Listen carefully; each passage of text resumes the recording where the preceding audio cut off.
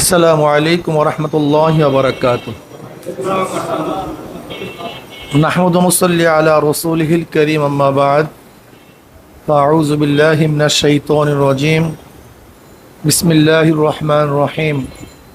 উদউনি আস্তাজিব লাকুম। সাদাকাল্লাহুল আলিয়্যুল আযীম। সবাই দুরূদ শরীফ আল্লাহুম্মা সাল্লি আলা সাইয়্যিদিনা ওয়া নাবিয়িনা শাফিঈনা হাবিবিনা মাওলানা মুহাম্মদ সাল্লাল্লাহু আলাইহি ওয়া আলা আলিহি ওয়া আসহাবিহি ওয়া বারাকা ওয়াসাল্লাম। যুব আন্দোলন কর্তৃক আয়োজিত আজকে দোয়া অনুষ্ঠানের সম্মানিত সভাপতি, কেন্দ্রীয় নেতৃবৃন্দ, সকল স্তরের ভাইয়েরা আমার, যারা জীবনকে উৎসর্গ করেছে, জীবন দিয়েছে, তারা আমাদের কাছে কিছুই চায় না, আর আমরা তাদেরকে কিছু দিতেও পারবো না, কিন্তু তাদের জন্য খুবই প্রয়োজন দোয়া। তারা চায় আমাদের কাছে দোয়া। যদি আমরা তাদের জন্য দোয়া করি, এই দোয়া অবশ্যই তাদের ফায়দা দিবে, কোনো সন্দেহ নেই। বঙ্গভবনে যখন গিয়েছিলাম, যারা মারা গেছে তাদের জন্য শোক প্রস্তাব নেওয়া হয়েছে যে 1 মিনিট আমরা সবাই নীরবতা পালন করব। আমি বললাম যে 1 মিনিট নীরবতা পালন করলে তো তাদের রুহের মাগফিরাত হবে না, কবরে পুষবে না। বরং একটা কাজ করি, আমরা একবার সূরা ফাতিহা, 3বার সূরা ইখলাস পড়ি।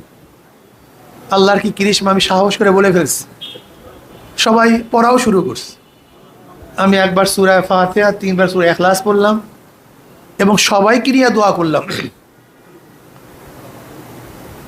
আজকে দেখা যায় আমাদের মধ্যে ট্র্যাডিশন চলে আসছে, যারা মৃত্যুবরণ করে তাদের জন্য নীরবতা পালন করি। আচ্ছা বলেন তো, নীরবতা পালন করলে এই নীরবতা কি তাদের কবরে যাবে? তারা তো নিজেরাই নীরব হয়ে গেছে।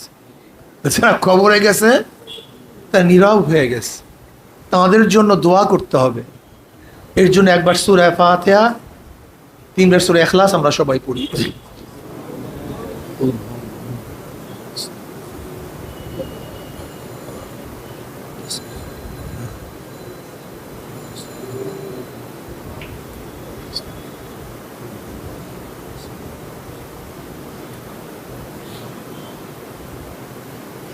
আমরা তাদের জন্য দোয়া করব। মনে রাখতে হবে, ষড়যন্ত্র কিন্তু শেষ নয়, ষড়যন্ত্র শেষ নয়, ষড়যন্ত্র চলতেছে, চলতে থাকবে। আমাদের সবাইকে সতর্ক থাকতে হবে। যারা অন্তর্বর্তীকালীন সরকার গঠন করেছে, আমি তাদের কাছে অনুরোধ করব, এদেশে 92% মুসলমান বসবাস করে।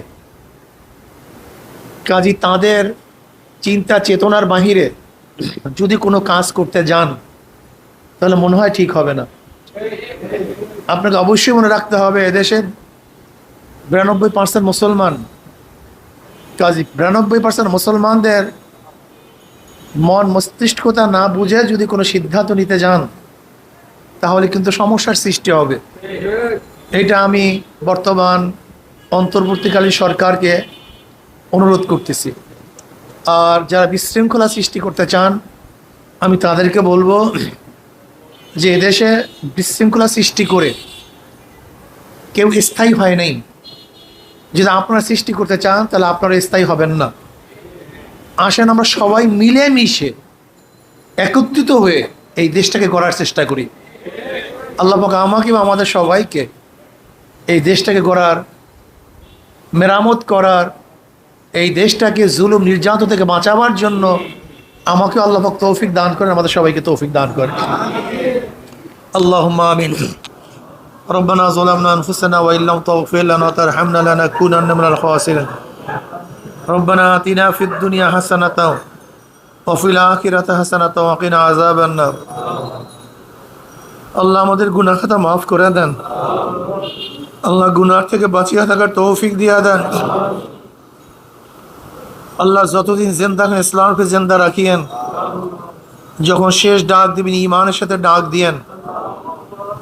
আল্লাহ যত মুমিন মুত্তাকিন মুজাহিদরা দুনিয়ার থেকে বিদায় হয়ে গেছে, এই আন্দোলনে যত মুসলমান মুত্তাকিন দুনিয়ার থেকে বিদায় হয়ে গেছে, সবার কবর আযাবকে আপনি মাফ করে দেন, সবার কবরকে জান্নাতের বাগিচা বানায় দেন। ইয়া আল্লাহ, এই দেশকে আপনি শান্তিময় দেশ হিসেবে কবুল করে নেন। আল্লাহ, ভেদাভেদ ভুলে গিয়ে সবাই একত্রিত হয়ে এই দেশটাকে গড়তে পারি সেই তৌফিক দিয়ে দেন। আল্লাহ, যারা আহত অবস্থায় আছে আপনি জলদি জলদি শেফায়ে কামেলা আজেলা নসিব করেন। আল্লাহ, আমরা যে যে সমস্যা আছে সমস্যা দূর করে দেন। আমাদের শায়খ ও মুর্শিদের কবরকে জান্নাতের বাগিচা বানায় দেন। মা দাদা সহ তামাম দুনিয়ার মাশায়েখদের মাকামকে জান্নাতের মধ্যে বুলন্দ করে দেন। রব্বির হামহুমা কামা রব্বায়ানি সগীরা। সাল্লাল্লাহু তাআলা আলা খায়রি খালকি মুহাম্মাদিন ওয়া আলিহি ওয়া আসহাবিহি ওয়া আজওয়াজিহি ওয়া আতবাইহি আজমাইন ওয়ারহামনা মাহুম বিরহমাতিকা ইয়া আরহামার রাহিমিন। আসসালামু আলাইকুম।